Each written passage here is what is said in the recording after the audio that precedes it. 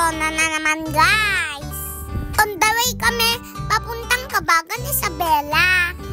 Medyo malayo-layo rin yung pupuntahan namin. At sa wakas nakarating na kami dito kina Lulanari. Ang sarap ng mga ulam nila. Kaya kami pumunta dito. Kasi piyesta nila. Piyesta dito sa Cabagan.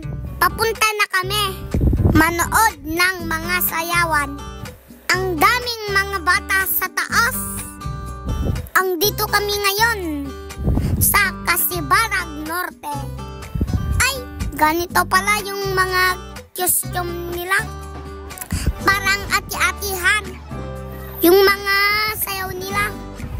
Ang daming mga tao dito oh. Umakyat na tuloy ako dito sa taas. Naku, hindi kumawatan yung salita nila. Iba na kasi. Madulo kamo. At pag uwi namin, dumagas kami dito sa parke nila. Naku, ang lawak naman. Maganda dito pag gabi. At nagpicture na kami dito sa I Love Cabagan. Ang lawak talaga ng parke nila. Ang daming paglalaruan. May slide. At hindi lang yan, may exercise pa. O, ganito lang o. Ganito pala yung kaganda dito sa Cabagan, Isabela. Sulit na maglaro dito. At yung simbahan nila. Pagkatapos, lumagas kami dito sa malaking kabalyo. Hayran kanu ni Lolo Kid din. Iyawid na kanu Japayawan. Ay sos, maulawak ka George. So, simbakay na kami. Tana na, going to City Mall.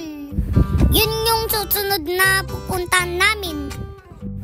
So, on the way na po kami. Malapit lang naman yung City Mall nila. Ito yung sentro nila ng Cabagan, Isabela. Hindi nila maawatan yung sa namin na Ilocano. Iba nagkasi sila. At ayun na nga, nag-window shopping kami. Kaya window shopping lang kami. At nag-ayam na rin ako. Ang cute naman yung kabayo nila. Nagutom ako, nag-ice cream ako. Eto lang yung kaya ko. Sa 20 pesos. Eto yung mura eh. Kaya ito na lang yung binili ko. Pagkatapos pumunta na kami sa Palengke. At bumili kami ng pansit Cabagan. Ito yung pinakapasarap na pansit Cabagan nila. Special recipe nila. So hindi na ako magtatagal guys. Uuwi na kami. Hanggang dito na lang guys. Bye bye.